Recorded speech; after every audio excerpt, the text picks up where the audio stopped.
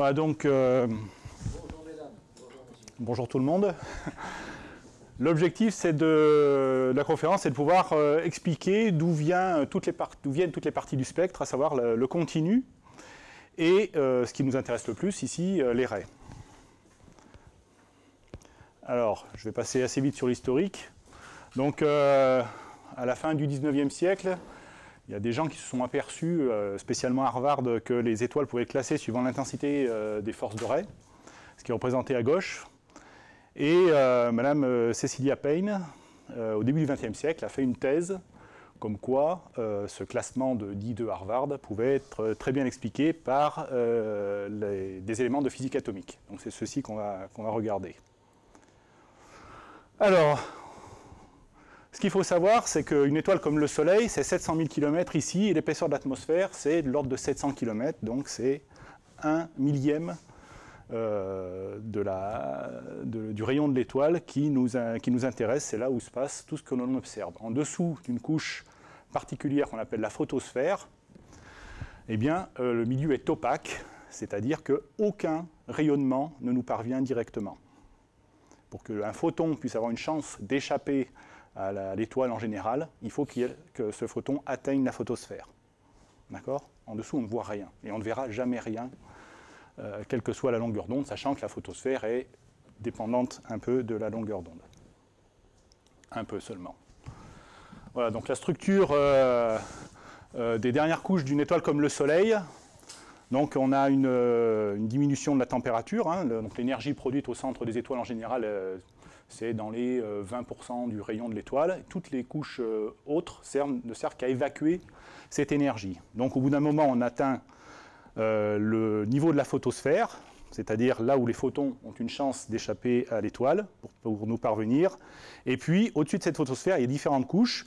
Il y en a une qui est toujours présente sur toutes les étoiles, ce qu'on appelle l'atmosphère, où la température continue à descendre. Et c'est grosso modo là que se forment toutes les raies qui sont d'un intérêt pour nous.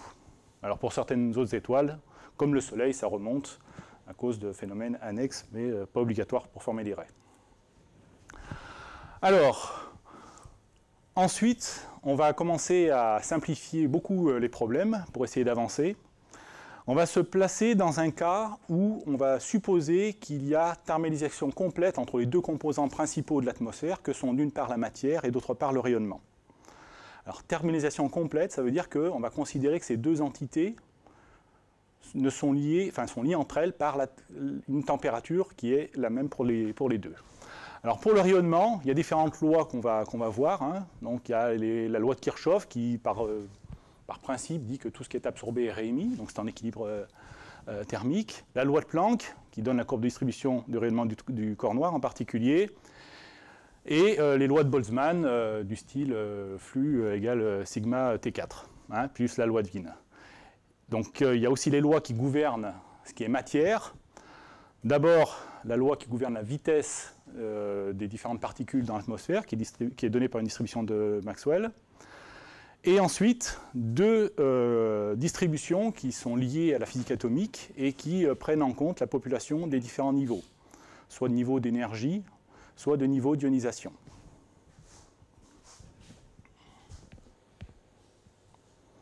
Alors, on va commencer par la matière. Donc, on va supposer que, ce qui est en général vrai, que la matière suit la loi des gaz parfaits, donc, qui est citée ici, et qui peut s'exprimer sous différents formalismes.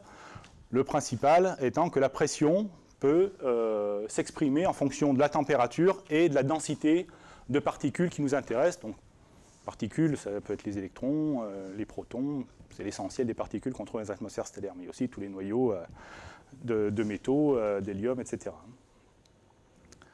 Donc ça, c'est ce qui régit la relation pression-température. Lorsque un volume de gaz est à une température donnée, cette température correspond à une température cinétique, en ce sens que les particules qui sont dans ce gaz vont à une certaine vitesse. Et la distribution de la vitesse de ces particules est gouvernée par la loi dite de Maxwell-Boltzmann, qui est exprimée ici, qui concerne le produit d'un polynôme avec une exponentielle, peu importe son expression. Ce qui est important de voir, c'est le signe moins. Ce qui veut dire que c'est borné entre 0 et l'infini, donc on a toujours des vitesses quantifiables, quelle que soit la température, qui, elle, peut éventuellement aller jusqu'à de 0 à l'infini. D'accord ? Mais les vitesses restent toujours finies. Et cette distribution, pour une masse donnée, ne dépend donc que de la température.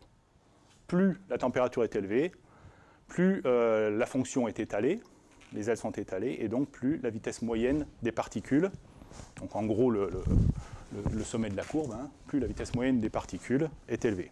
Donc ça, c'est du bon sens.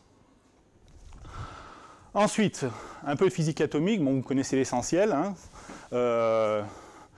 On va se baser sur la représentation de Bohr, qui n'est pas la meilleure, mais qui a le mérite de donner des images parlantes, facilement parlantes. Donc, son hypothèse à Bohr, c'est qu'il a dit que pour que les électrons ne tombent pas sur le noyau, il fallait considérer qu'ils ne bougeaient pas de place sur une orbitale précise. Cette orbitale était définie par un certain niveau d'énergie, et chaque fois qu'il y avait des transitions entre deux niveaux, il y avait émission ou absorption de photons. D'accord ? Donc, ces orbitales, ces orbites, elles ne sont définies que par le champ électrostatique défini par le noyau. Donc, si on a un noyau d'hydrogène, on aura des orbitales définies, son premier isotope, donc avec un neutron, on aura un autre spectre d'énergie, etc., etc. Pour chaque élément, qui est défini par le nombre de protons et de neutrons dans le noyau, on aura donc un spectre en énergie particulier. Et donc, des différences de niveau particulières qui vont donner des émissions, elles aussi, qui vont donner des fréquences particulières. Alors, pour reprendre le plus connu des atomes, et le plus simple surtout, c'est l'atome d'hydrogène, donc qui est décrit par ces niveaux d'énergie, qui vont de n égale 1 jusqu'à l'infini, en fait, et ils suivent une loi qui est proportionnelle à l'inverse du niveau au carré. Donc ils sont de plus en plus rapprochés jusqu'à n égale l'infini, qui correspond en fait à l'énergie d'ionisation de l'élément. Si un photon qui arrive, qui vient perturber cet électron ici, qui a une énergie supérieure à 13,6 électronvolts, eh bien l'hydrogène va pouvoir, par exemple, s'ioniser. Alors, n est appelé le nombre quantique principal. Pourquoi principal ? Parce qu'il y en a des secondaires, parce qu'il faut considérer d'autres phénomènes atomiques. Le plus connu, c'est le mouvement orbital, le moment cinétique de l'électron autour du noyau, qui correspond à un autre nombre quantique qu'on appelle J. Et il y a le moment cinétique de l'électron lui-même, qu'on appelle S, moment de spin. Et tous ces moments peuvent être liés. Et quand ils sont hors perturbation, on retrouve l'atome de Bohr classique. Lorsqu'on lève la dégénérescence par un champ électrique, par un champ magnétique, par une force perturbative, quelle qu'elle soit, on peut arriver à séparer les niveaux élémentaires, hein, donc le niveau n égale 2 ici, donc ce n'est pas le même élément, je ne sais plus pour quel atome c'est, peu importe. Donc on se retrouve avec plusieurs sous-niveaux, et le nombre de ces sous-niveaux et les transitions qui y sont associées suivent des lois bien particulières de la physique atomique, des lois essentiellement de conservation liées à la conservation du moment cinétique. D'accord ? Les deux moments cinétiques que j'ai cités, donc orbital de l'électron autour de l'atome, plus de l'électron lui-même. Donc une fois qu'on a tout ça en tête, on va essayer de voir comment sont peuplés par les électrons ces différentes orbitales, ces différents niveaux d'énergie. Alors, à l'intérieur d'un même atome, le nombre d'électrons dans le niveau S par rapport au nombre d'électrons total dans l'atome est donné par cette distribution, donc où GRS c'est un paramètre dit de dégénérescence, qui est très facile pour l'hydrogène, qui est beaucoup plus difficile pour les autres éléments. Une fonction qui décroît avec la température, donc qui prend en compte l'énergie du niveau en question, et le tout divisé par ce qu'on appelle une fonction de partition, ou le poids statistique du niveau, qui s'exprime donc sous cette forme, où à nouveau on voit intervenir la dégénérescence du niveau. Donc où ERS, c'est en fait, correspond à l'énergie du niveau S ou N de tout à l'heure, sur le diagramme précédent. D'accord?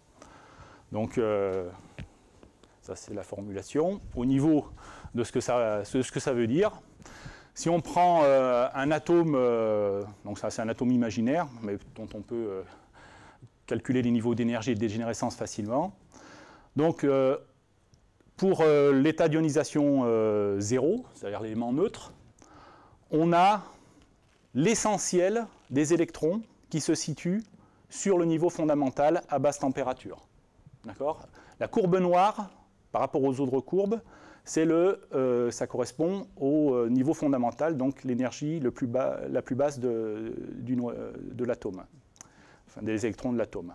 Ce qu'il faut savoir, c'est que cette courbe noire, elle a été divisée par 10, son amplitude a été divisée par 10, donc vous imaginez jusqu'où elle monte. Typiquement, pour 10 000 ou 50 000 atomes dans le niveau fondamental, vous en avez un qui est dans le premier état excité. Et ça va comme ça de manière exponentielle. Donc premier état excité, deuxième état excité, le troisième état excité. Quand vous regardez ce qui se passe pour une énergie plus importante, donc quand vous avez arraché un électron à l'atome, donc vous avez un ion, pour ça qu'on passe à R égale 2, et là vous avez le même code de couleur. Donc à savoir que le noir représente le niveau fondamental, mais c'est toujours divisé par 10, ce qui fait que cette courbe noire reste quand même largement au-dessus des autres orbitales atomiques. Donc c'est en général le niveau fondamental qui est favorisé en premier dans les basses températures, et puis au fur et à mesure que vous pouvez monter en température, eh ben vous pouvez peupler les différents niveaux. Donc là on est déjà à 10 000 degrés, c'est chaud pour une photosphère d'étoiles. Hein.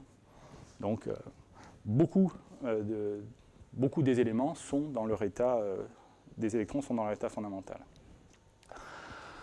Alors, j'ai introduit l'ionisation. Il faut introduire une autre distribution qui représente la fraction d'éléments ionisés sur les éléments neutres. Alors ça, c'est une autre distribution, mais qui est très proche, qu'on appelle la distribution de Saha, qui exprime la densité d'atomes ionisés n plus une fois par rapport au nombre d'atomes ionisés n fois. D'accord ? Avec R qui commence à 1 étant l'élément neutre, l'atome neutre. D'accord ? Donc c'est la même nomenclature que tout à l'heure. Donc T la température, la masse des électrons. U de R c'est la fonction de partition, la même définition que tout à l'heure pour les deux niveaux d'ionisation. Ne c'est la densité électronique qui correspond à la pression électronique PE égale NEKT des gaz parfaits.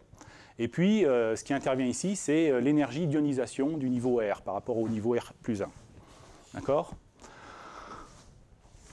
Donc c'est proche de ça, sauf qu'il y a un terme en plus qui correspond à la densité d'électrons, donc à la pression électronique. C'est un terme qui va avoir une importance sur les spectres. Alors ça, c'est la loi de Saha pour un atome très simple, c'est l'atome d'hydrogène. Donc lui, soit il est neutre, soit il a perdu un électron, donc il n'y a que deux états possibles. Et donc ça, c'est la fraction d'atomes neutres et d'atomes ionisés, donc de protons, sur le nombre d'atomes total. Alors vous voyez que ça se coupe aux environs de 9000 degrés. Au-dessus de 9000 degrés, grosso modo, tout l'hydrogène qui est dans l'atmosphère de l'étoile est ionisé. Donc on ne s'attend pas à voir les raies de Balmer, et c'est ce qui définit la frontière entre les étoiles dites chaudes et les étoiles froides. Ça permet de définir aussi le mécanisme qui constitue le principal frein au rayonnement, l'opacité du continu. Dans un cas, c'est l'ion H-. Donc l'hydrogène neutre récupère en plus un électron des métaux qui traînent autour. Et au-dessus de ce point-là, au-dessus de 9000 degrés, donc les étoiles B et O en clair, hein, eh bien, l'ionisation provient, enfin les électrons qui se baladent dans l'atmosphère provient de l'ionisation de l'hydrogène. Et la source d'opacité ici, c'est la diffusion Thomson de la lumière sur les électrons libres.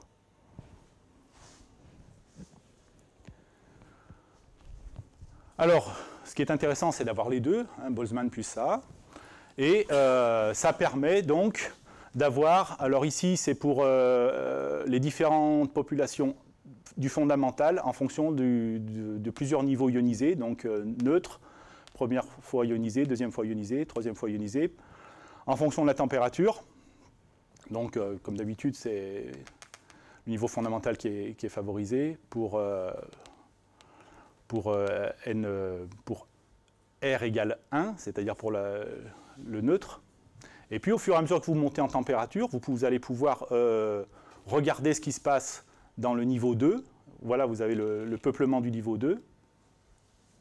Donc pour R égale 1, l'atome neutre, une fois ionisé, deux fois ionisé, trois fois ionisé, vous voyez que ce qui domine, donc c'est un atome qui n'existe pas, hein, c'est un cas d'école. Hein. Ce qui domine, c'est le niveau N égale 3. Donc à partir de là, à partir du peuplement de ces différentes couches, on peut arriver à remonter à la force des raies. Et c'est ce qu'a expliqué Mme Payne dans sa thèse, c'est que la force des raies était entièrement gouvernée, principalement, pas entièrement, mais principalement gouvernée par ces deux distributions de particules, Boltzmann et Saar. D'accord ? Alors, ensuite, donc là on a parlé de la matière. Ensuite, il faut parler du rayonnement avant de faire interagir les deux. Alors là, il y a quelques définitions. Donc l'intensité spécifique qui est l'énergie par unité de surface, de fréquence, d'angle solide et de temps. Alors, au cours de l'exposé, ça sera soit en fonction de lambda, soit en fonction de nu, la fréquence, sachant que les deux sont reliés par cette expression. Donc, en intégrant sur une direction, en intégrant sur l'angle solide qui est ici, on définit ce qu'on appelle l'intensité moyenne. Donc c'est normalisé 1 sur 4π qui représente tout l'espace. Et dans le cas d'un rayonnement isotrope, donc l'angle dω dans lequel on regarde, il n'a aucune importance. Donc I nu sort de l'intégrale, et l'intégrale sur tout l'espace de dω c'est aussi 4π, donc on a J nu, l'intensité moyenne qui est égale à l'intensité spécifique, dans le cas d'un rayonnement isotrope, ce qui n'est pas souvent le cas dans les étoiles. Et enfin, on définit le rayonnement radiatif, c'est-à-dire ce qui part dans une direction... on somme tout ce qui part à partir d'une direction donnée, donc on somme sur tous les angles d'émission du rayonnement, et on peut mettre ça sous la forme d'un flux sortant et d'un flux rentrant. Donc il y a un signe négatif qui provient de l'intégration par rapport au cosinus sur tout l'espace aussi. D'accord ? Donc le flux, c'est simplement un bilan entre le flux qui sort de l'étoile et le flux qui peut y rentrer. Parce qu'il ne faut pas oublier que quand un corps est à une certaine température, il absorbe de l'énergie, mais il en émet aussi. Donc il y a un flux rentrant qui n'est pas nul dans les étoiles, même s'il est très vite absorbé et réémis ailleurs. Alors, pour justement quantifier un peu ces coefficients d'absorption et d'émission, on définit là encore plusieurs quantités, la principale étant la profondeur optique, tau nu, qui définit la transparence du milieu. Quand tau devient grand, le milieu est dit opaque, aucun rayonnement ne peut le traverser. Et puis plus tau diminue, jusqu'à 0, où là le milieu est totalement transparent. Alors ce milieu, cette profondeur optique est reliée à ce qu'on appelle l'opacité, un facteur d'opacité qui est la capacité du milieu à retenir, à capturer le rayonnement. D'accord ? Soit il peut l'absorber, soit il peut le diffuser, mais en tout cas il interagit avec le rayonnement. D'accord ? Donc ça s'écrit sous la forme d'un coefficient d'absorption qu'on appelle donc un coefficient d'absorption K, qu'on définit plutôt, donc qui correspond à un libre parcours moyen du photon, mais on définit plutôt le coefficient d'opacité par unité de masse. Normalement ça devrait être un ρ là, c'est la masse volumique. Ça a sauté, je ne sais pas bien comment.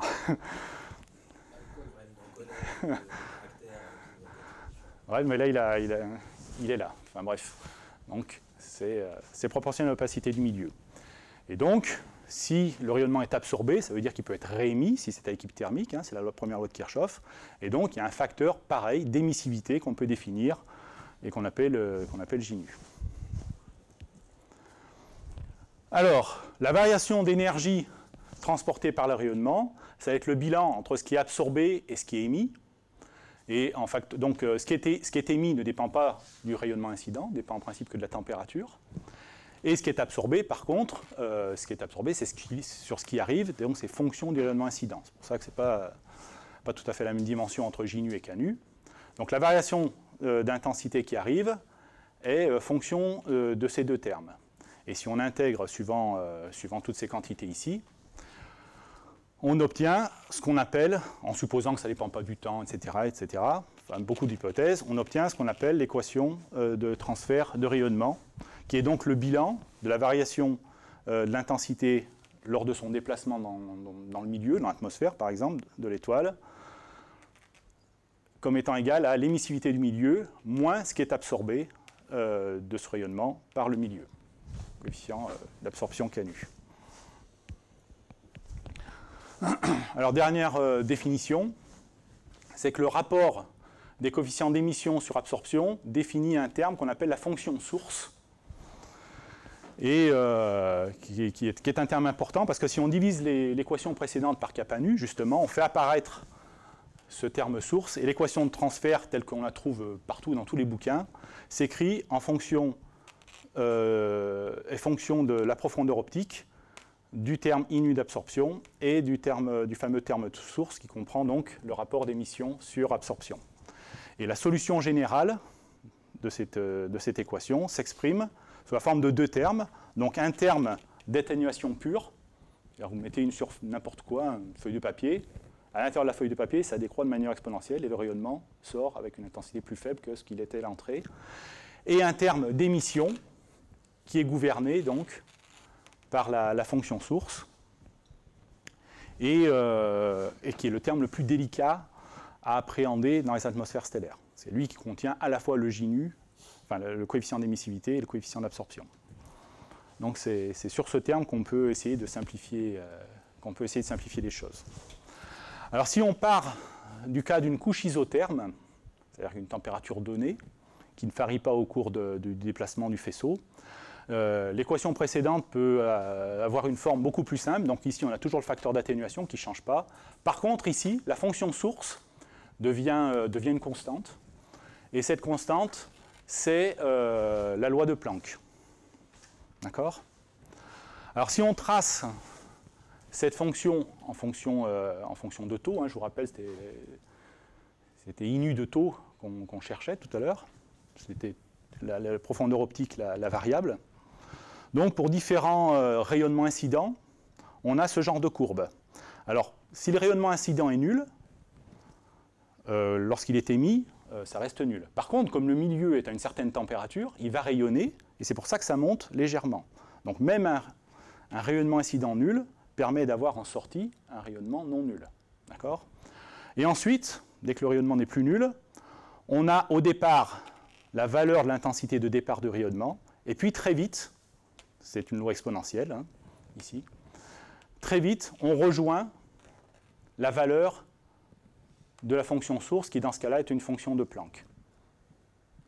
Donc ça permet de caractériser deux zones.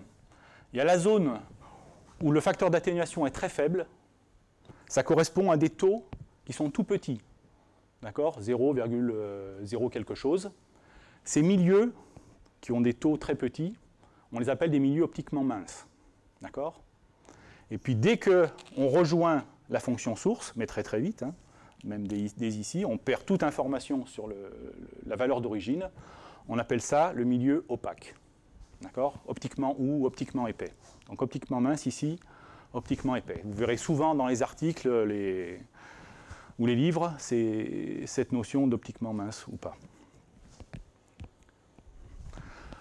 Alors, le plus facile à traiter, c'est le milieu optiquement épais. Pourquoi ? Parce que comme il n'y a aucun rayonnement qui peut s'échapper du milieu, eh bien, la distribution en énergie de ce rayonnement est donnée directement par la courbe de Planck, par la loi de Planck qui s'exprime de cette façon-là, et surtout qui n'est dépendante que d'une chose, c'est la température. D'accord ? Alors je rappelle qu'on a dit au début, on était à l'équilibre thermique, c'est plus le cas quand on ne l'est plus. Oui ? Sur une étoile, ça commence. Le milieu optiquement épais, tu le situes à quel endroit ? Dès qu'on passe sous la photosphère, c'est optiquement épais. D'accord. Donc ça, vous connaissez tous, hein, c'est les lois de Corps-Planck, les lois de Planck, donc où la longueur d'onde maximum est directement dépendante de la température. Voilà, donc il y a deux caractéristiques. Il y a la loi de Boltzmann ou la loi de Wien qui dit que le produit de la température du corps noir par sa longueur d'onde maximum, c'est une constante. Et la seconde loi de Boltzmann qui définit que le flux rayonné par l'étoile est proportionnel à la puissance 4 de la température. Donc ça, c'est au niveau de ce qui définit la photosphère de l'étoile, d'accord? Mais en fait, c'est à tous les niveaux à l'intérieur de l'étoile. Hein, la température chute entre le centre de l'étoile et l'extérieur. À chaque millimètre sur le rayon, vous pouvez définir une distribution des rayonnements en corps noir. D'accord? Alors, on va parler maintenant du coefficient K, kappa nu, qui correspondait à l'absorption. Alors, l'hydrogène étant de loin l'élément le plus abondant, on peut supposer que c'est lui qui est la principale source d'opacité, et c'est vrai. Donc, les coefficients d'absorption font intervenir différentes transitions. Les transitions d'un niveau libre à un autre niveau libre, c'est-à-dire ce sont des électrons qui ne sont pas reliés au noyau dans le gaz, des électrons libres, mais qui ne sont pas si libres que ça, parce qu'ils peuvent acquérir de l'énergie ou perdre de l'énergie en interagissant avec un photon. D'accord ? Ensuite, vous avez la même chose entre des états liés et des états libres. Donc un photon, un électron, il va se désexciter en rejoignant un état lié en émettant un photon. Ou au contraire, partir d'un état lié pour rejoindre son état libre en absorbant un photon. D'accord ? Donc c'est surtout ce dernier cas qui nous intéresse. Donc c'est aussi une source d'absorption. Et alors, avec quel niveau, avec quel genre de rayonnement, quel genre d'élément on a ces deux mécanismes. Donc l'hydrogène, c'est l'élément prédominant d'opacité pour les étoiles BAF. Les étoiles, les O ne sont pas incluses parce que là c'est un phénomène de diffusion pour les O. Hein. Donc c'est là où on commence à ioniser énormément l'hydrogène, donc beaucoup d'électrons libres. Il y a beaucoup de transitions libre-libre. Pour les étoiles comme le Soleil et d'autres, c'est l'ion H- qui est la principale source d'opacité. Donc l'ion H-, c'est un proton avec deux électrons qui tournent autour, mais le niveau d'ionisation du deuxième électron est très faible. Hein. C'est de l'ordre, c'est plus petit que 0,5 électronvolts. Alors que l'hydrogène, c'est 13,6 électronvolts. Hein. Donc c'est très très faible.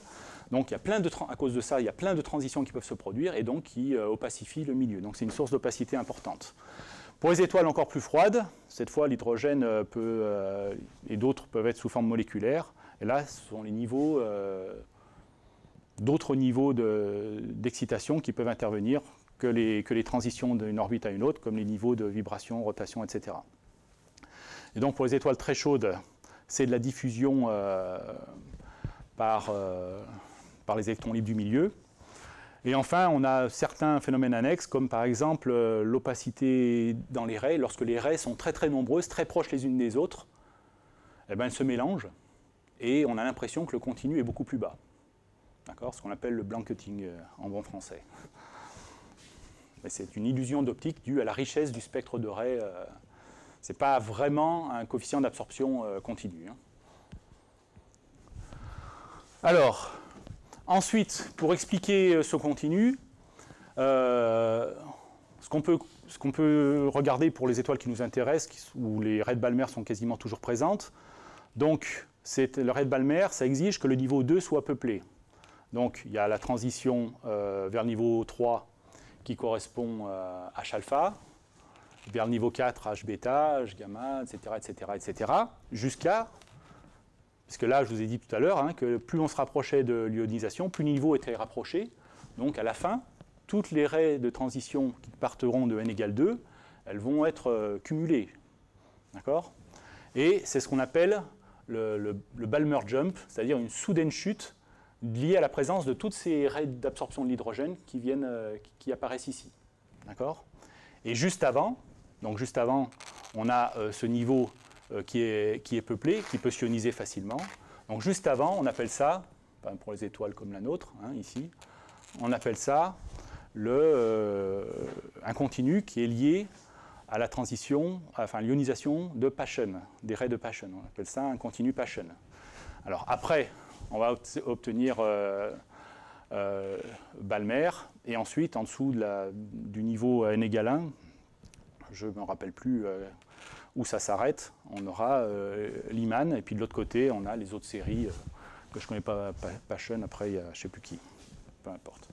Donc voilà, donc cet effet d'accumulation est simplement dû au resserrement des niveaux proches de l'état d'ionisation. Voilà, alors ça, ce sont des calculs qui montrent l'influence pour différentes températures. Hein, pour 2 étoiles, de température effective 4000 degrés et 6000 degrés. Alors, bon, il ne faut pas regarder ça, c'est la comparaison entre 2 modèles, qui au passage sont très bons, très en accord entre les deux. Donc vous avez des phénomènes avec l'ion H-, les transitions libre-libre ou libre-liées, les diffusions Rayleigh et Thomson, et la diffusion à partir de l'hydrogène neutre. D'accord? Donc vous voyez que suivant la température effective de l'étoile, eh ben, ces coefficients ne sont pas forcément dans le même ordre. Donc, toute autre chose par ailleurs, en particulier l'abondance, donc ce qui gouverne vraiment les choses, c'est la température. Hein. Et pour faire ce genre de calcul, je répète, on se place dans l'état le plus simple qu'on sache faire, c'est-à-dire à l'équilibre thermique. Tout est à la même température. Pourquoi est-ce qu'il y a des accidents brusques là? Alors ça, c'est lié justement au décrément, au Balmer jump dont j'ai parlé juste avant. On se rapproche, des transitions se rapprochent du niveau d'ionisation, et puis au bout d'un moment, eh ben, on ionise le milieu. Donc il n'y a plus d'électrons disponibles. Donc on passe à la série suivante. D'accord? Alors pour l'hydrogène, c'est relativement simple, parce que c'est un atome très simple. Après, pour les métaux, il y a beaucoup plus de disponibilité comme ça. Parce qu'on peut faire beaucoup d'électrons dans les métaux qui sont superposés à besoin. Alors, coefficient d'absorption. Alors là, maintenant, on va parler de ce qui nous intéresse plutôt, c'est ce qui se passe dans les raies. Donc dans les raies, ça fait intervenir les transitions d'un état lié à un autre état lié. Donc la fonction source dépend des populations qui sont gouvernées par la statistique de Boltzmann-Saha, qui dépend donc de la température et pour ça aussi du nombre d'électrons libres, hein, la densité d'électrons libres. Et en plus de ces deux caractéristiques, il faut prendre en compte tous les mécanismes d'élargissement des raies qui sont possibles. Hein, parce qu'une transition, dans ce que j'ai dessiné, ça devrait être une fonction qui n'intervient qu'à une longueur d'onde donnée. Ce n'est pas le cas. D'accord ? Donc il y a un certain nombre de phénomènes d'élargissement qu'il faut prendre en compte. Et c'est ceux qu'on va voir ensuite. On va les redétailler. Alors, d'abord, pour définir les coefficients d'émission et d'absorption dans les raies, on utilise des lois qui montrent que l'émission, par exemple, dans un milieu vide de rayonnement, est gouvernée par un coefficient qu'on appelle le coefficient d'Einstein d'émission spontanée pour aller d'un niveau supérieur à un niveau inférieur. Donc, un atome, spontanément, au bout d'un certain temps lié à la durée de vie du niveau, au bout d'un certain temps, il va se désexciter en émettant un photon. D'accord ? C'est une source naturelle d'émission. Et c'est gouverné donc par ce terme A. Ensuite, vous avez la présence d'un champ de rayonnement qui peut absorber, donc l'atome peut absorber le rayonnement, donc passer d'un élément bas à un élément haut, et puis il peut céder cet électron en faisant machine arrière.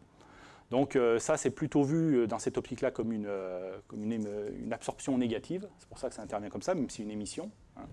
C'est plutôt compté dans le coefficient d'opacité, parce qu'on a pompé ici pour redescendre ensuite. C'est plutôt une source d'opacité qu'une source d'émission pure. Ce n'est pas spontané. Bon, ensuite, ces trois coefficients d'Einstein sont reliés par ces règles, ici, qui proviennent en fait de la statistique de Planck du corps noir. L'origine, c'est ça. Donc pareil, ça se passe dans les milieux à l'équilibre thermique. Alors, les régions de formation des raies, elles se produisent au-dessus de la photosphère, qui est en général définie par taux égale 1. Donc tout ce qui est plus petit que 1 correspond à des zones où les raies sont susceptibles de se former. Donc plus la raie est profonde, plus ça veut dire qu'elle absorbe de photons ici, et donc plus l'opacité due à la raie va être importante. Donc, vous avez les différentes opacités qui sont indiquées ici pour ces simulations. D'accord ? Ensuite, il y a un autre phénomène qu'il faut prendre en compte, c'est la définition des régions de formation de la raie. Le cœur de la raie, on s'aperçoit qu'il est formé, alors taux va comme ça, qu'il est formé plutôt vers les taux petits. Taux petits, c'est vu de l'observateur, donc de nous, ça veut dire que c'est compté à partir de l'extérieur de l'étoile. Donc ici, vous avez l'extérieur de l'étoile, et ici, vous avez l'intérieur de l'étoile. Donc le cœur de la raie est formé plutôt dans les couches supérieures de l'étoile, et puis plus vous rentrez dans l'étoile, plus la température augmente, plus vous vous écartez du centre pour aller vers les ailes. D'accord ? Donc très schématiquement, les ailes des raies sont formées proches du continu, donc vers la photosphère, à l'intérieur, enfin à l'intérieur, au-dessus de la photosphère quand même, ou proche de la photosphère, et le cœur de la raie est formé plutôt vers les parties supérieures de l'étoile. D'accord ? Alors là, pour modéliser ce range de raie, ça commence à se compliquer beaucoup, parce que là, entre ce niveau-là et ce niveau-là, on n'est plus du tout à l'équilibre thermique, puisqu'il faut considérer les températures différentes. Donc c'est là que ça commence à se corser. Voilà. Donc ça, c'est la même chose. Vous avez la loi de décroissance en température, grosso modo une exponentielle. Donc plus donc là, je sais pas, on est à la photosphère. Donc vous avez les ailes du continu, et puis la décroissance de la fonction source fait que le sommet de la raie se forme dans les régions autour de, bon, dans ce cas-là, je ne sais pas pour quelle étoile ça concerne, mais enfin 200 km au-dessus.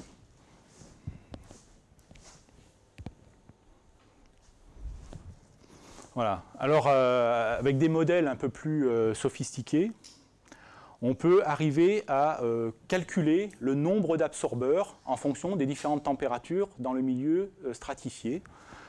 Et donc, revenir au cœur de la raie. Par exemple, il y a cette distribution d'absorbeurs qui est plutôt située à 1 millième, à taux égal 1 millième. D'accord ? Et puis, plus vous montez dans la raie, je ne sais pas, moi, 0,07, je ne sais pas trop où c'est, mon mauvais exemple, 0,06. Donc ici, vous êtes à 0,01 en opacité. Donc là, pareil, vous avez l'extérieur de l'étoile, et puis là, vous avez à 1, vous avez la photosphère. Là où vous rejoignez le continu. D'accord ? Alors, pour avoir ces distributions, il faut connaître l'opacité. Pour connaître l'opacité, il faut connaître toutes les transitions électroniques susceptibles d'avoir lieu dans le milieu. Donc ça fait beaucoup de calculs à faire. C'est pour ça que, en général, ce sont des tables qui existent, c'est calculé une bonne fois pour toutes, et on utilise ces tables, c'est pas recalculé à chaque fois. Il y a des tables qui dépendent donc de la température. Alors ensuite, la force des raies. Alors, donc un cas simple d'application. Pour les raies de Balmer correspondent au niveau S égale 2. Il faut que ce niveau-là soit peuplé pour que, il faut qu'il y ait un maximum d'électrons ici pour qu'ils puissent aller voir ailleurs et donc former les raies de Balmer pour absorber le rayonnement. D'accord ? Donc ce niveau-là, il correspond à une énergie de 3,39 électronvolts. Donc transformé en joules, ça donne cette valeur. Si j'extrais la longueur d'onde correspondante, ça fait une longueur d'onde de 367 nanomètres. si je regarde la distribution de rayonnement qui correspond à cette longueur d'onde maximum, donc le lambda max de la loi de Wien, je peux calculer la température à laquelle ça correspond, donc environ 7900 degrés K. Donc conclusion, à cette température-là, c'est ce niveau qui sera le plus peuplé. D'accord? Et si c'est le plus peuplé, c'est là où on a le plus de chances de voir les raies de Balmer. Donc c'est pour ça que dans les étoiles A, qui ont en gros cette température, ce sont les raies de Balmer qui sont dominantes dans le spectre. Et on peut faire ça pour tous les éléments, ce schéma pour tous les éléments. D'accord? Donc là, ça fait intervenir les transitions atomiques et la loi de corps noir, qui est en première approximation la fonction source. Pardon. La force zérée, c'est la profondeur de la Voilà, oui, voilà. C'est... Comment? La profondeur de la raie sous le continu.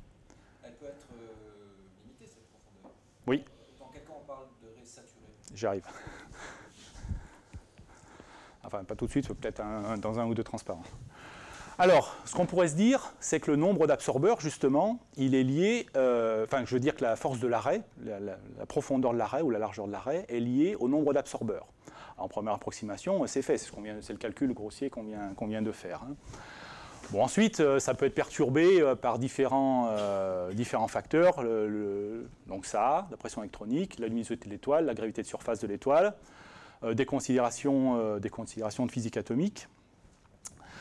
Il faut il faut connaître avec précision le coefficient d'absorption dans les raies, donc c'est ce qui symbolise ce symbole L, parce que, en fait, quand on calcule des modèles atmosphères, pour l'opacité continue, ce n'est pas très très difficile. On suppose que c'est très très lentement variable, une fonction très très lentement variable de la fréquence ou de la longueur d'onde du rayonnement. Donc on peut se permettre de faire des moyennes sur l'opacité sur plusieurs longueurs d'onde, sur des centaines, voire des milliers d'angstroms, même si on est feignant.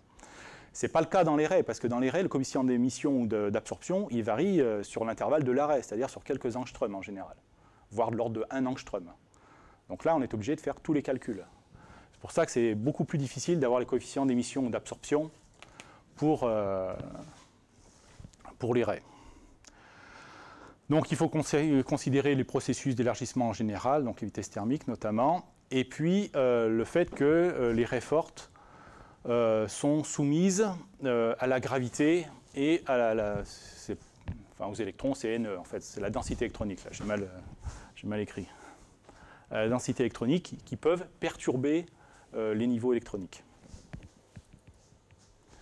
Alors, un exemple typique, c'est l'arrêt une fois ionisé du calcium, puis là c'est pas HA, c'est H-alpha, par rapport à H-alpha. Donc on sait que dans le Soleil, les raies du calcium sont très très fortes, plus fortes que les H-alpha. Et pourtant on sait que le Soleil c'est l'hydrogène et puis le reste c'est vraiment à l'état de trace. Hein. Donc là il y a un exemple d'application qui a été fait pour une différence de 2 10 - 6, ça veut dire que pour 2 millions d'atomes d'hydrogène, vous avez un atome de calcium. D'accord? Alors, l'arrêt du Ca2K, c'est une transition donc du calcium ionisé qui va du niveau 1 au niveau 2. D'accord? Donc du fondamental jusqu'au premier excité. Et puis H-alpha, comme on l'a vu tout à l'heure, ça va du niveau 2 à tous les autres.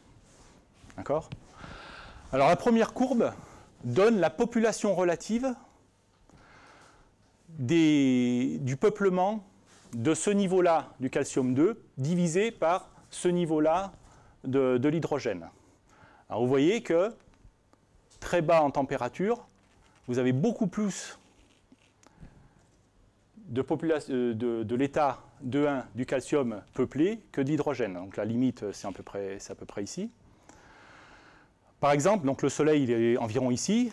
Vous avez, c'est à peu près 2 ici. Hein, donc là, c'est en log. Ça veut dire que pour un électron dans le niveau 2 d'hydrogène, vous avez, c'est en log, 10 puissance 2, 100 électrons dans le niveau 2,1 du calcium. D'accord? Si vous tracez la sensibilité de la stabilité de ce niveau, de population du niveau, ramené aux différents niveaux du calcium et de l'hydrogène, vous avez ces courbes, ce qui veut dire que pour des températures de l'ordre de 5000, enfin de presque 6000 degrés, vous avez une très très faible sensibilité de la population du niveau 2,1 du calcium par rapport à la température. Donc sur cette plage, même sur celle-ci, hein, vous allez avoir, pour des variations de température de quelques centaines de degrés, vous allez avoir très peu de variations de la population de cet ion-là. Alors que vous allez avoir ici une variation beaucoup plus importante et surtout beaucoup plus faible de la population de l'hydrogène ici. Donc, le trait rouge vertical, ça correspond à la température effective du Soleil. On comprend bien pourquoi, ici, par rapport à l'hydrogène, bien qu'il y ait 2 millions de fois moins de calcium dans le Soleil que d'hydrogène, on comprend bien pourquoi c'est le calcium qui a la force de Rayleigh la plus importante par rapport à l'hydrogène. L'hydrogène, lui, H-alpha, va être plus important pour des étoiles beaucoup plus chaudes. Hein, c'est ce qui domine dans les étoiles B notamment et un peu A. D'accord? Donc pour mémoire, voilà à quoi ressemble l'arrêt du calcium dans le Soleil et à la même échelle H-alpha. D'accord? Donc il ne faut pas croire que parce qu'une raie est très intense, c'est parce qu'il y a beaucoup de cet élément. Il faut là encore faire intervenir la physique atomique et le peuplement des niveaux. Et la sensibilité de ce peuplement des niveaux à la température surtout. Donc tout se ramène toujours à ça et Boltzmann.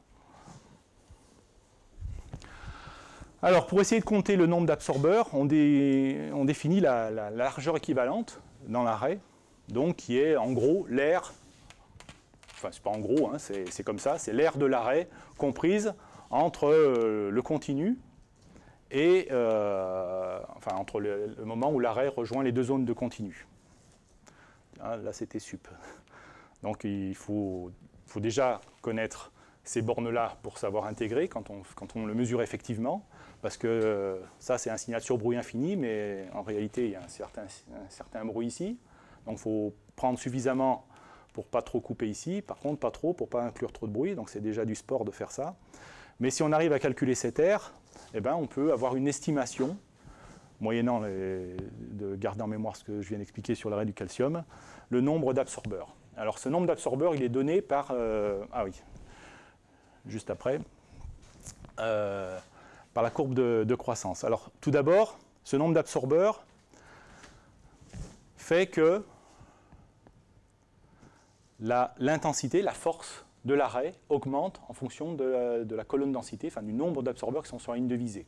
D'accord? Et donc ça, c'est dépendant de la profondeur optique. Je ne sais pas si vous vous souvenez il y a 5-6 transparents, je vous ai montré l'arrêt et que cette raie était d'autant plus profonde que taux augmentait.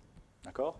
Donc quand taux augmente nettement, ici, donc là, tout le rayonnement est absorbé, et même ces copains qui sont dans les queues de distribution, hein, eh ben, ils vont pouvoir absorber du rayonnement. Donc ici, on ne peut pas descendre en dessous, parce qu'on sature, il n'y a plus d'éléments pour jouer les transitions, pour absorber le rayonnement, il n'y a plus rien.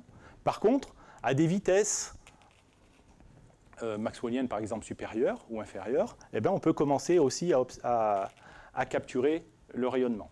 Donc l'arrêt qui sature, ici, elle va s'aplatir en bas et commencer à s'élargir, enfin les ailes vont s'élargir, parce qu'il y a tous les absorbeurs qui n'ont pas pile poil la bonne transition, mais qui statistiquement sont très nombreuses, suffisamment nombreuses pour pouvoir absorber tout ce qui traîne à côté. Donc l'opacité va augmenter dans les raies aussi. D'accord? Donc par exemple, la raie du calcium, là, elle était presque saturée dans le Soleil. Elle est presque saturée dans le Soleil. Que des rangs d'absorption, ouais. Après, c'est... Bon, dans l'émission, en général, le milieu, c'est dans les milieux dilués, donc le nombre d'absorbeurs n'est pas du tout le même. Alors, donc W qui représente la largeur équivalente, la surface de la raie, et peut être proportionnelle pour les raies faibles au nombre d'absorbeurs. Quand la raie commence à être saturée, on a cette relation en fonction du nombre d'absorbeurs, donc la racine carrée du logarithme du nombre d'absorbeurs. Et puis quand l'arrêt est saturé, cette fois, la proportionnalité est donnée par la racine carrée du nombre d'absorbeurs. Donc, quand on fait des mesures de largeur équivalente pour mesurer des abondances, par exemple, mesurer combien il y a d'éléments de telle ou telle espèce dans les étoiles, eh ben, il faut arriver à construire ce genre de courbe, ou en tout cas vérifier que l'arrêt n'est pas saturé.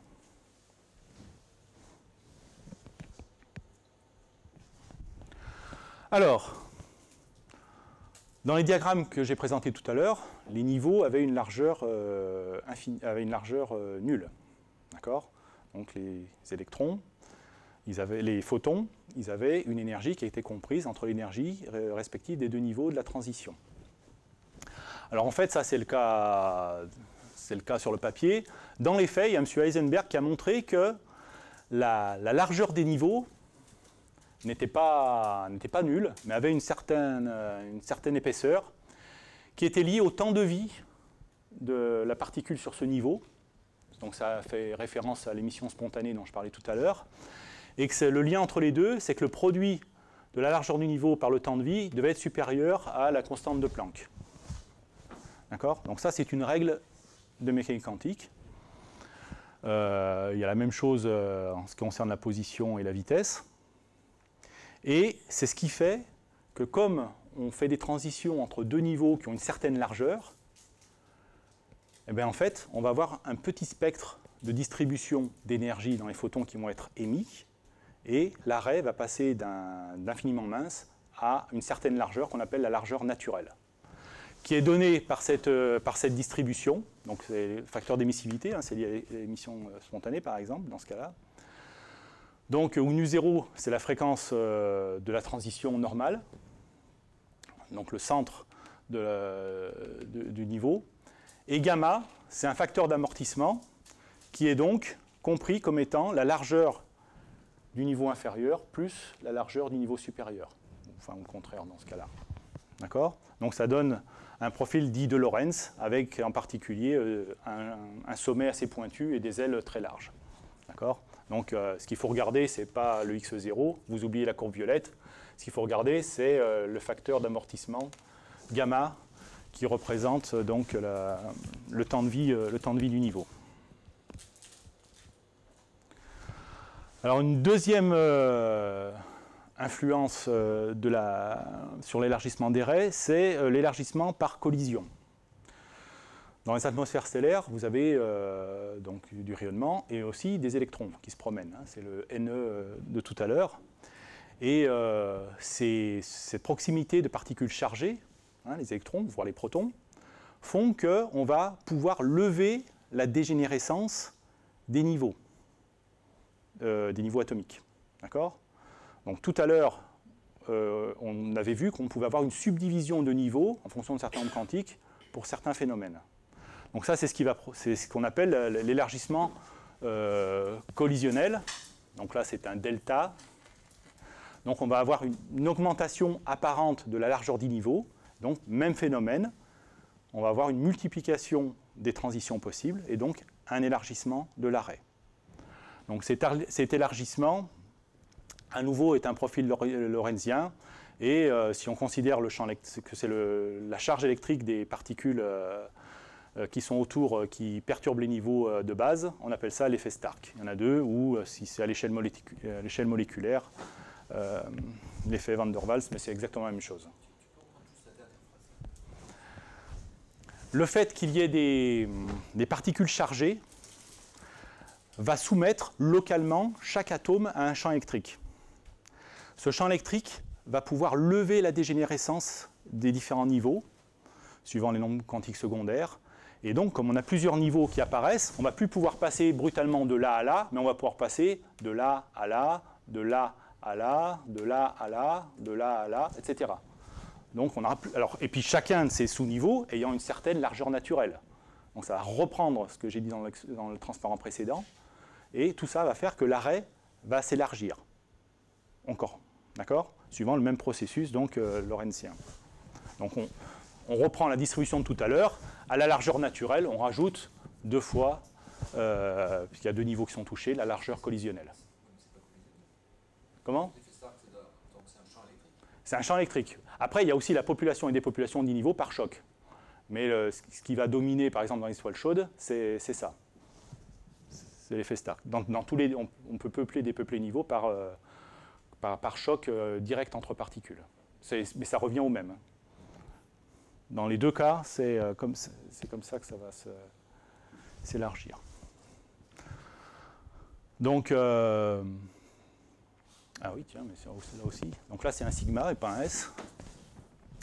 Donc la largeur du niveau va être gouvernée par la température comme d'habitude, mais aussi par la densité de particules qui interviennent, donc qui vont favoriser ces transitions supplémentaires. Et comme cette densité de particules, elle est liée au nombre de particules par unité de volume, par définition de densité, donc quand vous avez une atmosphère étendue, cette densité de particules va être plus faible qu'une atmosphère compacte. Donc les atmosphères étendues, c'est le cas par exemple des géantes, par rapport aux étoiles séquences principales comme le Soleil. Donc cet effet va être d'autant plus important pour les étoiles de la séquence principale, donc Vega en rouge ici, que pour les étoiles géantes, comme Deneb ici en bleu. D'accord? Donc vous voyez que à 0, à 2, on va dire que c'est à peu près la même température, même composition chimique. Vous voyez que les raies ne sont pas du tout les mêmes. Donc ça, c'est lié au facteur NE de la densité électronique. Voilà. Et puis enfin, les électrons, enfin, les atomes, sont animés de vitesses qui sont données par la distribution de Maxwell-Boltzmann, qu'on a dit tout à l'heure. Donc, vu des photons qui arrivent, suivant que l'atome vient ou pas vers le photon, le photon va voir la transition possible ou pas, avec une certaine dispersion, qui va conduire à l'élargissement Doppler, donc qui est donné par juste la formule Doppler, ici, hein, delta lambda sur lambda égale V, la vitesse des particules dans le milieu, divisé par C. Et alors là, la distribution, ça va être une distribution de type gaussien. Hein, donc c'est en exponentielle de moins nu2, où la largeur de la gaussienne est gouvernée par la racine carrée de la température, ici. D'accord? Donc là, pareil, son distribution en cloche, où la largeur de la cloche dépend directement de la température. Voilà, alors rentre dans cette catégorie les élargissements dans les cas où à la surface des étoiles, il y a quelque chose qu'on rajoute de manière plus ou moins artificielle pour tenir compte de la différence entre ce qui est modélisé et les observations, donc ce qu'on appelle la vitesse de microturbulence. Donc c'est un paramètre relativement ad hoc pour que les largeurs équivalentes puissent coller, la distribution de largeur équivalente puisse coller avec ce qui est observé entre la théorie et l'observation. Donc ça varie de quelques kilomètres, vous voyez, de moins d'1 km par seconde pour les étoiles froides jusqu'à plusieurs kilomètres par seconde pour les étoiles chaudes, ici. Donc c'est un paramètre ad hoc, donc ça veut dire qu'on ne maîtrise pas du tout. Et puis c'est quelque chose qui est de l'ordre de 3 à 4 km par seconde, c'est-à-dire que ce n'est pas du tout négligeable par rapport à d'autres phénomènes comme la pulsation stellaire, voire des planètes qui pourraient tourner autour, même si on n'en cherche pas autour de ces étoiles. Donc vous voyez que c'est un parasite très important, cette vitesse de microturbulence, qui n'est pas vraiment donc, comprise. Même si on s'imagine bien qu'il y a du... Comment ? Les microturbulences, alors si c'est pas vraiment compris. Parce qu'on s'imagine qu'à la surface, il y a un certain bouillonnement qui vient faire qu'il y a une vitesse des particules. Ouais, c'est un paramètre ad hoc. Enfin, on a vu qu'à cette température-là, il fallait rajouter un terme. Homogène à une vitesse.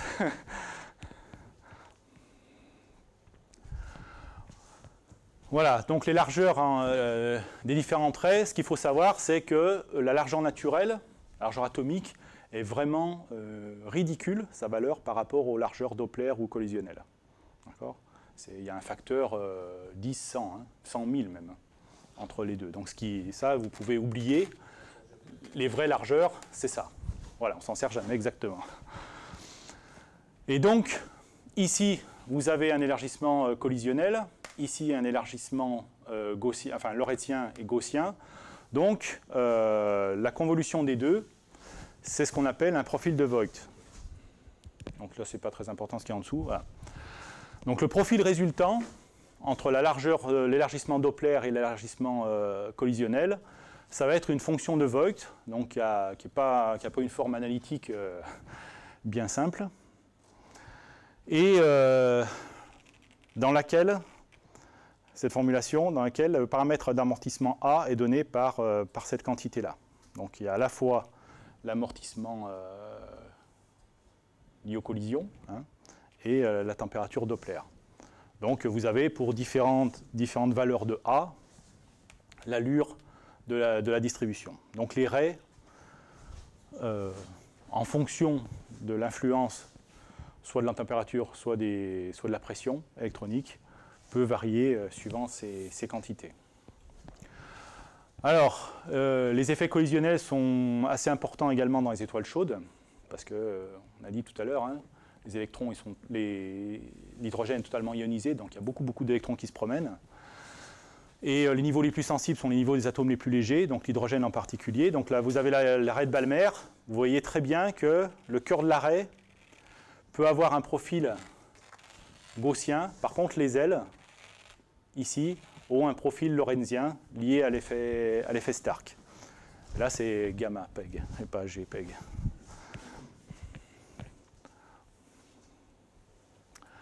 Voilà. Alors jusqu'à présent, j'ai parlé essentiellement de ce qu'on sait faire relativement facilement, c'est-à-dire lorsque le milieu est à l'équilibre. Alors, le milieu est à l'équilibre si ce sont les collisions qui dominent.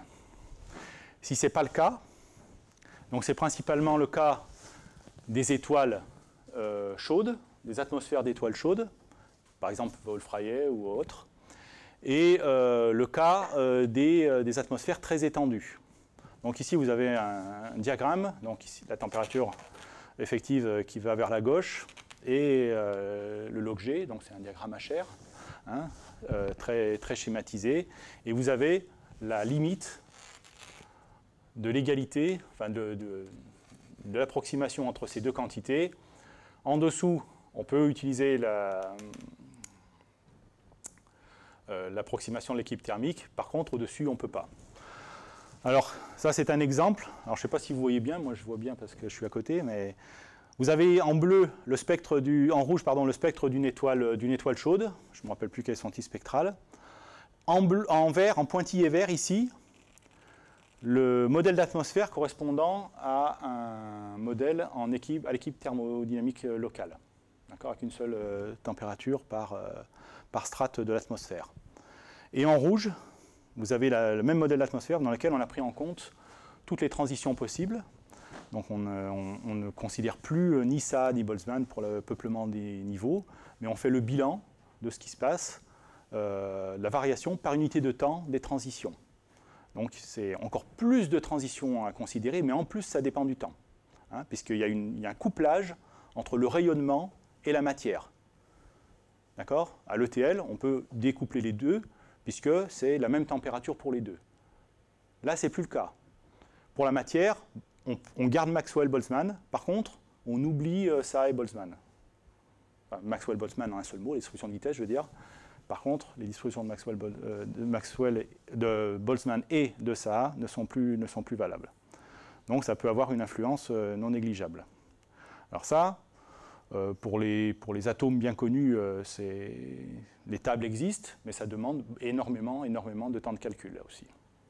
Parce que non seulement il faut considérer toutes les transitions qu'il fallait considérer à l'ETL, mais ensuite, en fonction du temps, il faut connaître en temps réel quelle est la population exactement de chaque niveau des différents atomes. Il n'y a pas de loi statistique là. Alors ça, c'est les naines blanches chaudes, les naines blanches plus froides, et ça, c'est la branche horizontale. Donc les étoiles qui sont évoluées, celles qui brûlent de l'hélium au cœur. D'accord ? Et plus l'hydrogène, comme la séquence principale qui est juste au-dessus. Voilà, alors il y a d'autres sources d'élargissement. Donc on a parlé de l'effet électrique, l'effet Stark électrique tout à l'heure, mais il y a aussi l'effet Zeeman qui est un effet magnétique, donc qui provoque l'apparition de composantes supplémentaires. suivant là aussi le nombre quantique des niveaux d'arrivée et de départ de la transition. Et puis, vous avez tous les mouvements qui agitent l'atmosphère, la convection. Donc, c'est ce qui est illustré ici. Hein. Vous avez, schématiquement, vous avez la matière chaude qui remonte, qui se refroidit à la surface et qui replonge parce que plus dense. C'est comme ça les rouleaux de convection. Donc, si ça remonte, c'est que c'est décalé vers le bleu. D'accord ? Et puis, quand ça redescend de l'autre côté, c'est décalé vers le rouge. Donc la somme de ces deux effets, en plus, comme ce n'est pas la même température, entre la matière chaude qui remonte et la matière froide qui replonge, eh ben, vous allez aussi avoir pas le même corps noir qui va gouverner les deux, pas la même fonction source. Donc vous avez la somme de ces deux... Donc, là, donc ça, c'est ce qui monte, ça, c'est ce qui redescend. Hein. La somme des deux va faire un profil asymétrique. Vous imaginez une continuité de tous ces profils entre ces deux-là. Vous sommez les deux, vous avez ce profil asymétrique. D'accord ? Donc il y a d'autres... alors il y a la rotation, les tâches. Qu'est-ce que j'ai oublié ? La structure hyper fine. Bon, ça c'est surtout pour les raies interstellaires, pas tellement pour les raies dans les étoiles.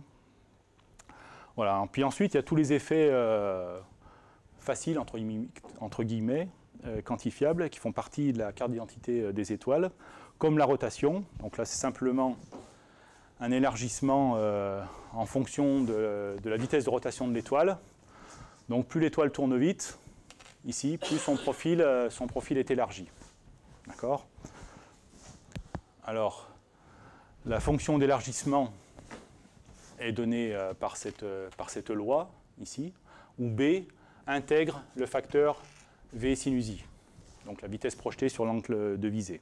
Donc ça marche très bien si on divise l'étoile en secteurs, et en considérant surtout que l'étoile est un rotateur rigide. Donc si ça tourne comme ça, cette partie-là est décalée vers le rouge, ce côté-là est décalé vers le bleu, et on arrive à cette fonction-là qui est représentée ici, qui représente l'élargissement de l'arrêt. Donc pour obtenir l'arrêt final, on part d'une raie élémentaire, donc un profil de Voigt par exemple, qu'on convolue avec cette distribution pour avoir le profil final. Voilà, un autre perturbateur éventuel des raies, c'est l'assombrissement centre-bord, le fait que l'étoile semble plus brillante au centre que sur les bords, simplement parce que là, les photons ont plus de matière à traverser. Hein. Ils doivent traverser tout ça pour nous parvenir, plutôt qu'ici, où l'épaisseur géométrique de l'atmosphère à traverser est plus faible. Et donc, cet assombrissement, donc là, c'est le facteur d'assombrissement. Au centre, il vaut 1, si c'est normalisé à 1, il dépend de la longueur d'onde. Vous voyez que dans le visible, 0,5 microns, cet effet est très fort. Plus on va dans l'infrarouge, moins cet effet est fort. Tu peux nous rappeler la traduction de chinois? J'ai oublié. Voilà, alors cet effet sur les raies va faire que l'étoile, ce qui est au centre, va paraître un peu plus profond, enfin la densité va être un peu plus profonde, et sur les ailes, ça va couper un peu le signal. Donc les raies vont maigrir sur les ailes et s'approfondir. Donc en fonction du facteur d'assombrissement, vous avez la schématisation ici. Et donc ça c'est une façon de le mesurer. Si on fait la transformée de Fourier du profil, vous avez une loi qui est comme ça, et en fonction de l'assombrissement centre-bord, donc il s'appelle epsilon, hein, vous avez un shift du premier minimum, ce qui vous permet de mesurer cet effet centre-bord. Ça a des implications sur l'extension atmosphérique de l'étoile. Donc ça peut être un paramètre important. Alors, dans la réalité, ce n'est pas toujours simple, parce que toutes les couches ne tournent pas à la même vitesse de l'étoile. Donc ça, c'est le cas du Soleil, hein, où on voit qu'à l'équateur, ça tourne beaucoup plus vite qu'au pôle. Et là encore, la fonction est encore plus compliquée, l'assombrissement qui en résulte. Donc c'est une distribution qui est comme ça. Et ici, vous voyez donc le profil pointillé, c'est le profil observé. Et pour 3 valeurs de rotation différentielle, donc je ne me rappelle plus quel est le paramètre, mais c'est une loi en gros en V cosinus de la latitude. d'accord, qui va se rajouter, qui remplace le V sinus I, ça fait V cosinus de latitude fois sinus I, l'angle d'inclinaison, enfin l'angle sur lequel on voit l'étoile. Et vous voyez qu'en fonction de ce paramètre, eh ben, on peut coller au mieux à la vitesse différentielle à la surface des étoiles. Voilà, pour mesurer le V sinus I, en général, on prend la transformée de Fourier du profil de rotation. Et on voit qu'il s'exprime comme étant lié à une fonction de Bessel. Donc si on refait la transformée de Bessel du résultat, le premier zéro correspond au paramètre B de tout à l'heure, qui était facteur de V sinus I. Donc en calculant le premier zéro de cette fonction, on mesure le V sinus I. C'est maintenant comme ça que les vitesses de rotation sont mesurées avec la plus grande précision. Alors ça exige là aussi d'avoir un très bon signal à bruit de l'arrêt. Hein. Parce que si on fait une transformée de Fourier, ça veut dire qu'il faut intégrer le profil et il ne faut pas qu'il y ait de bruit dans ce qu'on intègre. Voilà. Donc pour les enveloppes étendues, donc là c'est une étoile BE. Donc les zones qui ne recouvrent pas géométriquement la photosphère, elles vont être alimentées en rayonnement et pouvoir réémettre dans toutes les directions et produire donc un profil en émission. Il n'y aura plus d'absorption puisqu'on ne voit plus le continu de la loi de Planck de la photosphère. Par contre, on a le terme émissif. Donc on va avoir des raies en émission. Ces raies en émission suivent exactement le même schéma, hein, ça dépend des transitions, etc. Donc éventuellement, dans ce cas-là, de la vitesse Doppler. Mais schématiquement, c'est la même physique qui s'applique pour les raies d'émission que pour les raies d'absorption. Sauf pour la saturation. Mais ça se pose nettement moins pour les raies en émission. Voilà. Ensuite, il y a donc c'est encore une autre fonction de la macroturbulence, c'est un champ de vitesse. Donc une étoile en expansion. Pareil, hein, la zone qui est tournée vers l'observateur va produire un profil en absorption, parce qu'on voit la fonction source ici. Donc, comme ça vient vers l'observateur, si c'est une étoile en expansion, ça va être blue shifté. Et puis, les parties qui sont ici vont plus ou moins compenser celles qui sont là. Donc, ça va être redshifté, mais à longueur d'onde plutôt 0. Hein, et le résultat, c'est la composition des deux. C'est ce qu'on appelle un profil Pessikny. Quand c'est un objet en contraction, c'est évidemment le profil inverse qu'on observe.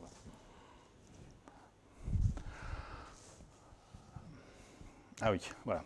Donc, quand on a des anisotropies à la surface, les plus connues sont les taches, qui sont en général dues à la présence d'un champ magnétique. L'effet de la tache va avoir deux conséquences. La première, c'est que comme la fonction source va rayonner globalement moins, il va y avoir un abaissement global du niveau du continu. D'accord ? Et à l'intérieur de cet abaissement global, vous allez avoir une différence des deux fonctions de Planck entre là et là de la photosphère. Et donc, vous allez avoir un accident dans le profil de l'arrêt.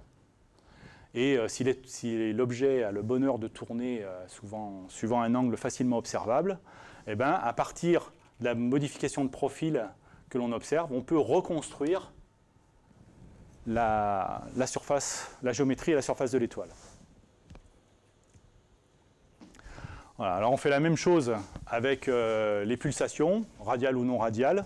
On peut reconstruire. Donc les pulsations, ça veut dire qu'on a des variations de vitesse et de température qu'on peut observer donc soit en spectro, soit en photométrie. Et en spectroscopie, par l'effet Doppler, induit par les mouvements de ces vitesses-là, eh ben, on peut visualiser les variations de profil de raie. Donc là, pareil, à partir de là, on peut remonter à la géométrie du mode de pulsation et donc à l'identification de ce qui gouverne cette pulsation. Alors ça, c'était des champs homogènes à la surface de l'étoile. Il y a aussi des champs qui peuvent être différentiels dans la zone de formation des raies. Donc ce que vous voyez ici sont des simulations, pareil, en fonction de la profondeur. Donc ici, vous avez la photosphère, ici l'intérieur de l'étoile, et ici, vous avez l'atmosphère. Donc ça, c'est pour une vitesse nulle, une vitesse différentielle nulle, vous avez une atmosphère statique, et vous avez les régions de formation des raies qu'on reconnaît ici. Hein. Le cœur, l'épaisseur optique relativement faible, ici, de plus en plus grande, pour les raies intenses, mais ça reste symétrique. Dès que vous introduisez le champ de vitesse, ce même profil de formation de raies est complètement perturbé, voire très perturbé. Et si, en fonction de la profondeur, vous avez une distorsion de ces profils, vous observez un profil résultant dont vous intégrez ce que vous êtes ici, vous intégrez sur cette largeur Doppler, donc vous obtenez des profils de raies là aussi très différents.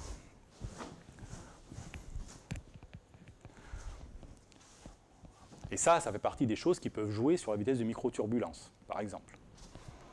Voilà. Et puis enfin, il y a aussi des spectres qui peuvent paraître bizarres au premier abord, c'est-à-dire quand on a deux systèmes de raies, c'est le cas classique des SB2, mais c'est aussi les étoiles dites symbiotiques ou les étoiles pré-séquence principale, donc qui ont plusieurs systèmes de raies suivant soit une stratification de leur enveloppe, soit carrément la présence de deux étoiles non résolues.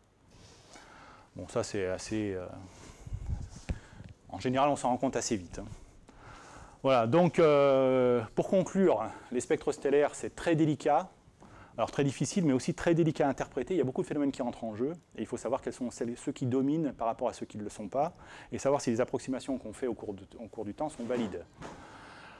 Alors, pour les interpréter, il faut absolument disposer de modèles d'atmosphère. Alors, il y en a pas mal dans la littérature, plus ou moins adaptés aux étoiles froides, aux étoiles chaudes, aux étoiles compactes, etc., etc.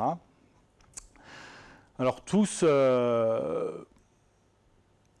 partent d'une expression simplifiée en état ETL, et ensuite on complexifie de plus en plus en fonction du phénomène physique, du problème physique qu'on se pose. Alors, ce qu'il faut essayer de faire, c'est de coupler avec ce qui se passe sous la photosphère, surtout s'il y a des mouvements de convection. La vitesse de microturbulence, une bonne part peut venir de là. Il y a tous les champs physiques dont il faut tenir compte, donc la rotation, la pulsation, l'expansion d'une étoile, etc. Donc il faut de la physique fondamentale. Alors il y a des projets, ça s'appelle projet, mais en fait ce sont des équipes qui travaillent depuis plusieurs dizaines d'années sur des tables d'opacité. Donc c'est des gens qui font de la physique atomique, qui regardent les transitions, toutes les transitions possibles, à toutes les longueurs d'onde possibles, avec toutes les densités possibles, enfin toutes les populations possibles, et pour essayer d'expliquer ce qu'on observe. Alors pour l'atmosphère, ça a été, ce genre de travaux a notamment conduit à une révision complète des abondances de type solaire. C'est des travaux qui ont été faits il y a une dizaine d'années par une équipe de Liège, qui a mis par terre ce qu'on savait jusqu'à une dizaine d'années, qui a remodifié les abondances primordiales, enfin les abondances du Soleil, on peut recalculer les autres à partir des nouvelles, et ça peut expliquer certains phénomènes physiques qu'on pensait ne pas comprendre. En fait, c'est simplement parce qu'on avait les mauvaises valeurs, d'accord ? Parce qu'on n'avait pas pris en compte certaines transitions. Un autre cas d'école, c'est le moteur des pulsations des étoiles chaudes, qui a été compris une fois qu'on a pu raffiner le coefficient d'absorption continu en prenant en compte toutes les transitions dans les raies métalliques, enfin, un maximum de transitions dans les raies du fer notamment. D'accord ? Et puis il y a des paramètres qui ne sont pas du tout maîtrisés, mais au niveau de la physique déjà fondamental, c'est tout ce qui est lié à la turbulence. Donc la turbulence, on essaye d'introduire des paramètres à une dimension, mais enfin ce sont des paramètres d'ajustement, ce ne sont pas des paramètres qui sont issus d'une théorie physique. Voilà, mais c'est partout pas. Voilà. Quand on ne sait pas faire, on essaye d'ajuster comme on peut. Donc ça fait partie des grosses inconnues. Donc... Il y a un fichier Excel pour ça. Je présentais, mais... Pour les opacités ? Non, là, je présente quand je vois la conclusion et ce qui vient d'être dit, on pourrait dire que il y a une spécialité pour 3 transparents à peu près. Hein, est-ce qu'un chercheur tout seul peut se faire tout le travail? Non, en général, ce n'est pas les mêmes. Hein. Les physiciens atomiques, ils travaillent beaucoup sur les opacités, enfin sur les... Parce que l'essentiel doit venir de mesures de laboratoire. Et c'est pas toujours facile, parce que les conditions dans les étoiles, c'est pas toujours forcément les mêmes qu'on sache faire facilement sur Terre. Et puis, alors il existe ensuite des lois, hein, la distribution des niveaux de l'énergie de l'hydrogène, par exemple, on la connaît. Mais quand ces niveaux sont perturbés, alors pour l'hydrogène c'est facile, mais quand c'est des niveaux, quand il y a 50 électrons, hein, ou même quand il y en a 26 comme pour le fer, ça fait déjà beaucoup de niveaux à considérer.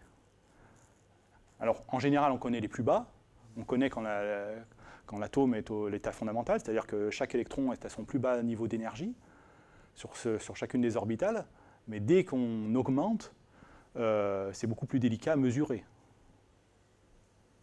Donc il y a des lois empiriques qui existent. Le but de ces projets, c'est justement de remplacer ces lois empiriques par des mesures de laboratoire. Sur les opacités, ça me faisait un peu penser aux recherches de Fraunhofer au tout début, qu'ils ont classifié les éléments chimiques. Là. On classe des éléments pardon, j'essaie de...